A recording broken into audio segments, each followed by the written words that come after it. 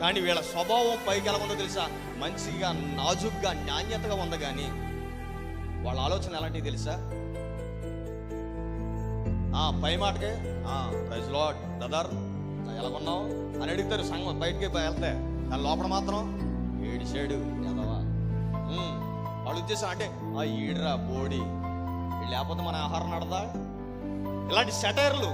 అంటే లోపలికి మాత్రం వీళ్ళ ఆలోచన విధానాలు వేరేగా ఉన్నాయి, పైకి మాత్రం చాలా నాణ్యంగా, గంభీరంగా తలపాకు కట్టుకుని పైన కింద పువ్వులు వేసుకుని ఏమాత్రం గద్దార్హానికి తీసుకోకుండా లేకపోతే గాంధీరం వేసుకుని అలా నిలబడి అబ్బాయి ఏంటి బాగున్నావా, ఏంటి శిక్షలో రైతులో దేవుడిని దీవించింది, వందలు చెప్పు వందలు చెప్పు అని నీకు కూడా వందనాలు క్షేమం. కానీ వీళ్ళు ఎలాంటి వాళ్ళు తెలుసా? లోపల మాత్రం వీళ్ళ అంతరంగం ఎలా ఉందో తెలుసా? పులిసిపోయిందంట మొత్తం. కనుక ప్రభు అనేటువంటి యేసుక్రీస్తు ఏం చెప్తున్నాడు తెలుసా? వీళ్ళ గురించి జాగ్రత్త పడండి.